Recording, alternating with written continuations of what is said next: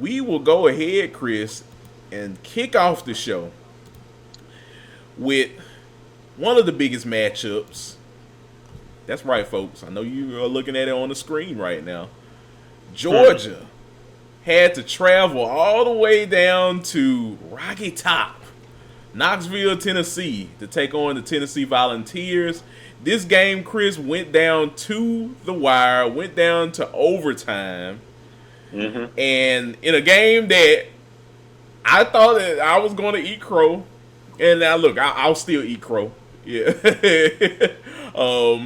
I did say Tennessee was going to win this game. Did mention me and you mentioned that Tennessee was going to eventually run off with this game. It looked like it was going to happen, Chris. Every time Tennessee just about got with the possession with the football, they were scoring. They were controlling that football game for probably, I'd say, 75 to 85% of the game, up until the Georgia Bulldogs turned it on. Like I also said, that was a possibility. They ended up winning this game in overtime, Chris. 44-41 was your final in Knoxville. And look, you gotta hand it to Kirby Smart,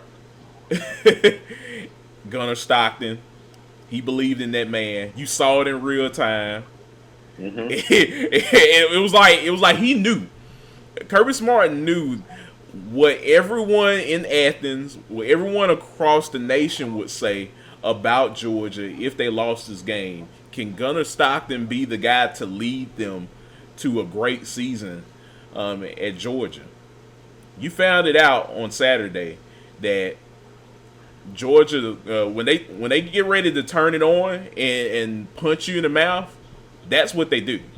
And that's what they did on Saturday, and they accomplished that. It may have not been the most pretty game, of course, from Georgia.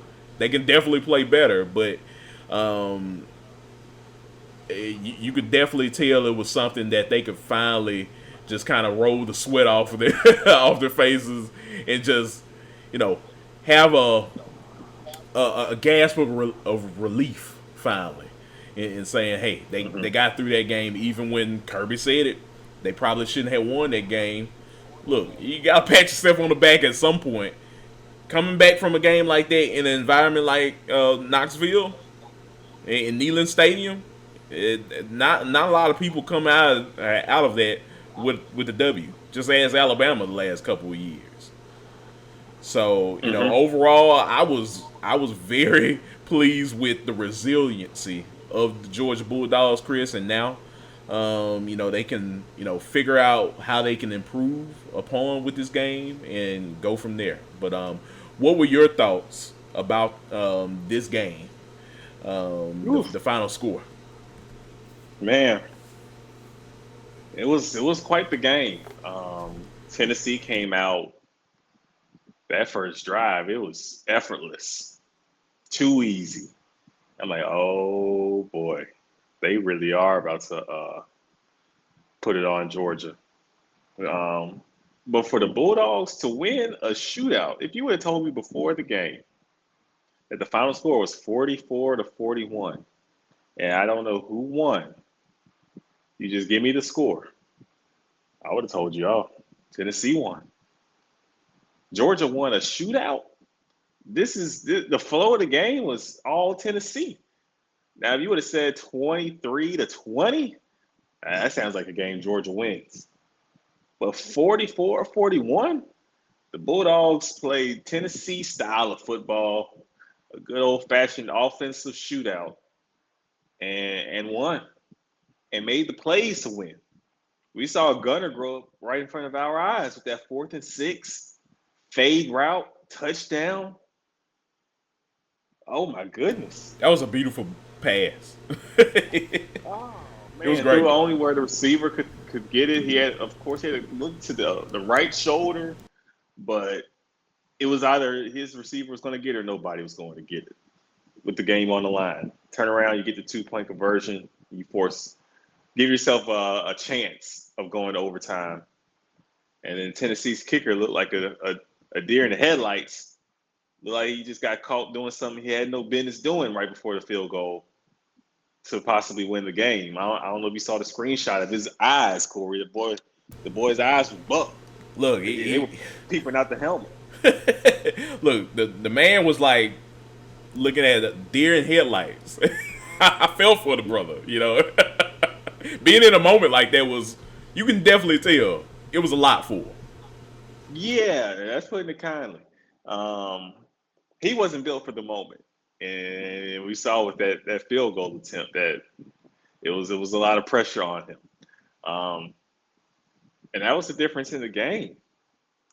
Being composed and ready for the moment. The moment wasn't too big for Gunner. Fourth down to have the cojones to throw that pass. He didn't just try to get the first down, Kory. He went for the jugular. He went for the TD, and they got it.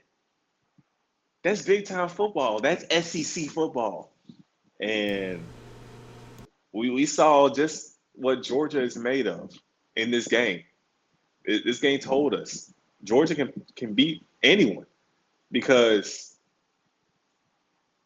looking at the college football landscape, Kory, I know Tennessee lost, but they still look like one of the best teams in the nation. Am I wrong for thinking that? Like these were two of the better teams playing right now.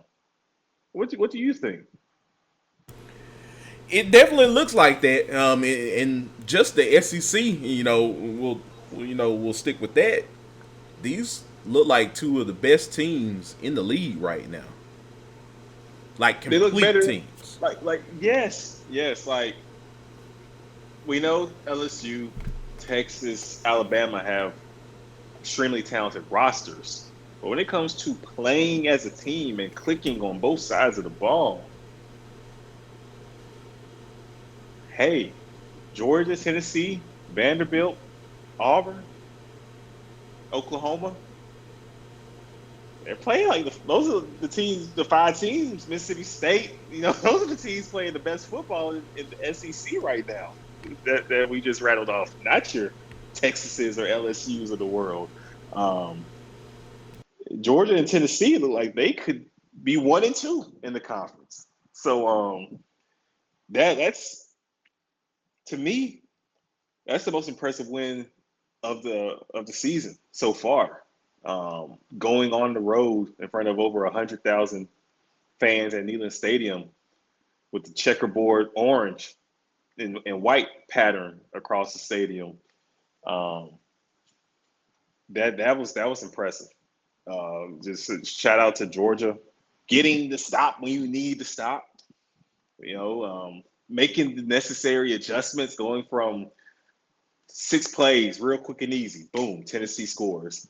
To forcing Tennessee into a field goal in overtime, and then you take advantage and get the touchdown and win the game.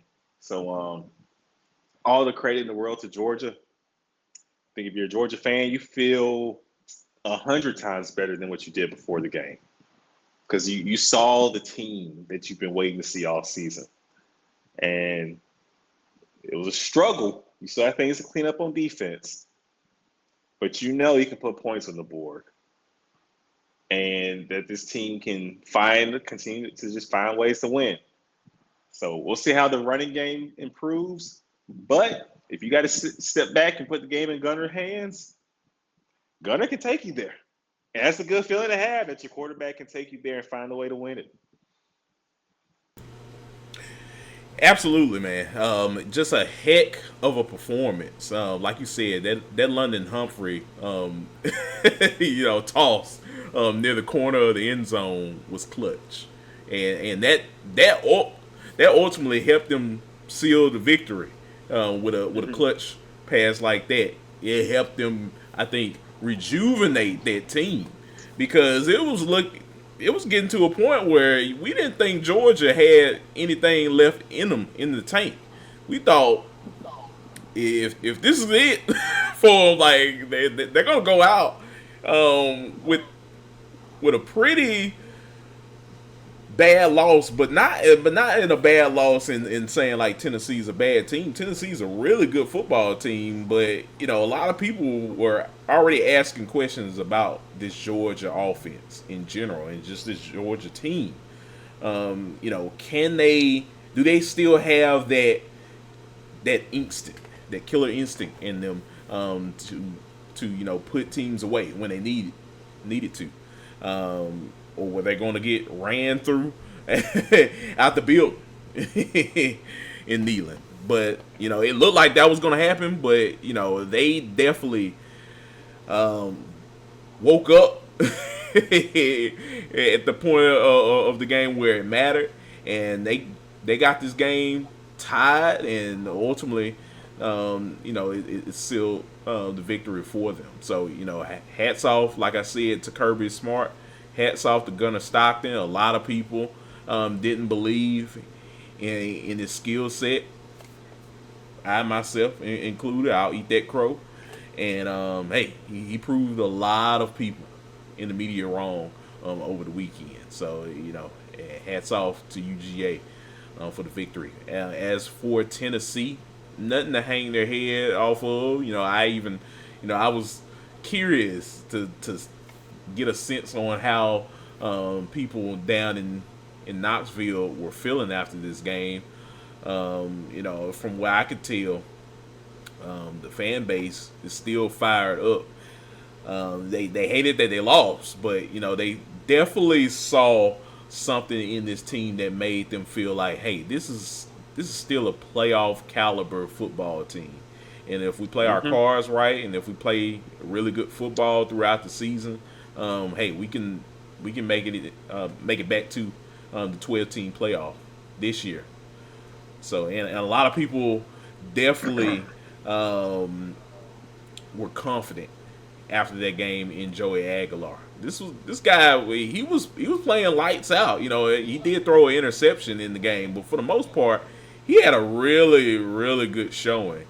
And I think, hey, we came into this season wanting questions to be answered about Joey Aguilar, and seeing, hey, can he be the guy for them?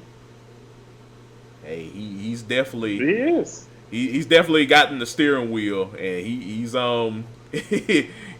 he's driving the Tennessee bus. Yeah. In the offseason, Kory, when people were zigging on Tennessee, we zagged. Um, a lot of people had their questions about how good will Tennessee be losing Nico? When Nico was not the driving force of this team. Nico was, in essence, holding the team back from how good it could have been last season. When you look at the weapons they had, a Dylan Sampson, Dante Thornton on the outside, the defense, Tennessee didn't scratch its full potential last year. The offense was so limited. The offense ain't limited now, buddy. They're doing everything they want to do, and so this is looking like a better team than last year's team.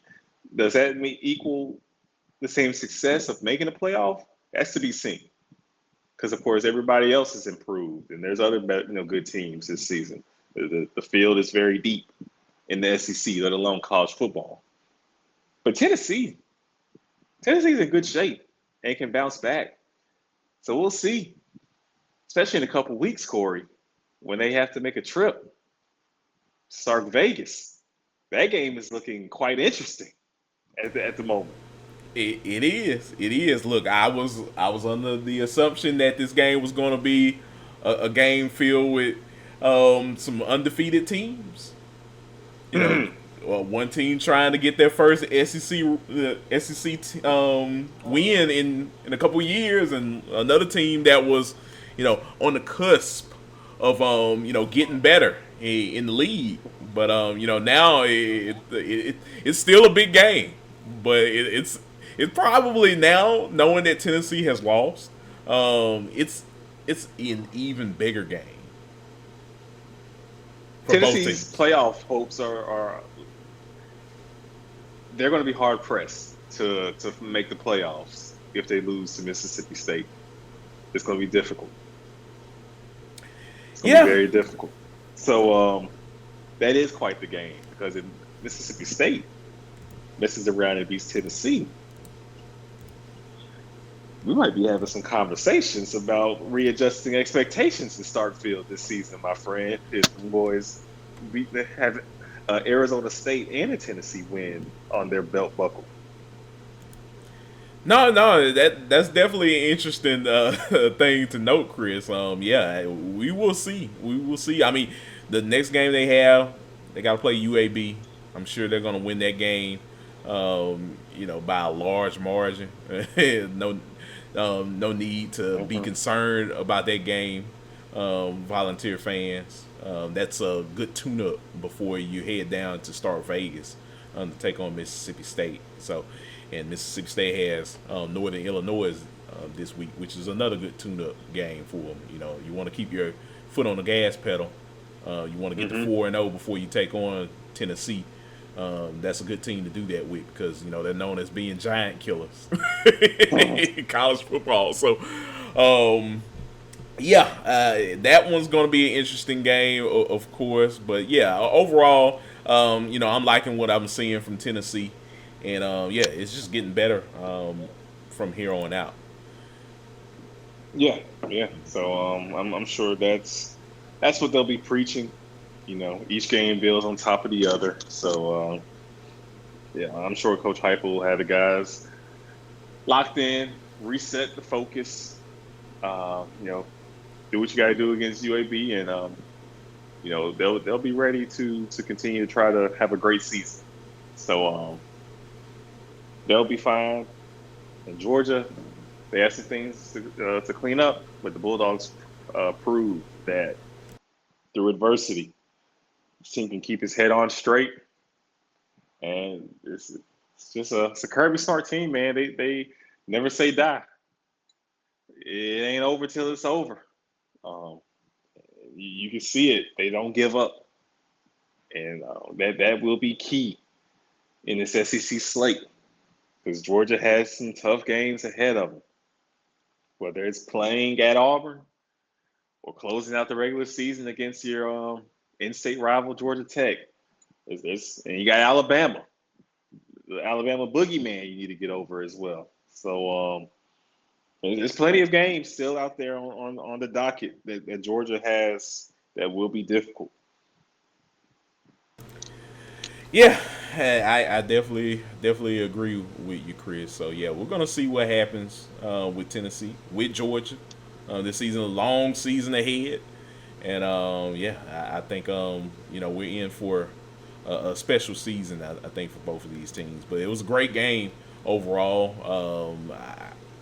I think you saw two of the SEC's finest going toe to toe with one another on Saturday. So we'll definitely Hmm. see. But yeah, Chris. One other thing I wanted to add, of course, we appreciate you, Foxby Trotton, for joining in on the show. Yeah, Of what's up, course, Darren? we thank you for following our Twitch channel. Of course, he says "Roll Tide, Chris," and that There it kicker is. definitely peed. look, it's one thing about the kicker, of course, and you saw his face. I know everyone out there is that had watched the game, of course. That young man, he tried his best. He didn't make The the piss. kick. Hey, Yeah, it was rolling down the legs. look, You can see it through the white pans. There was some liquid seeping. oh man, look, man, he tried his best. Look, all I can say is this: that he's gonna get an opportunity again one day to make good on that. So hey, you live and you learn, okay? Yeah, you're right. You're right. You're right. Look, that's all I can give you. Oh, for real. That's all you can say. He will get his opportunity. His Absolutely. number will be called again. Absolutely. So yeah, man, we will see what happens this season with him in Tennessee.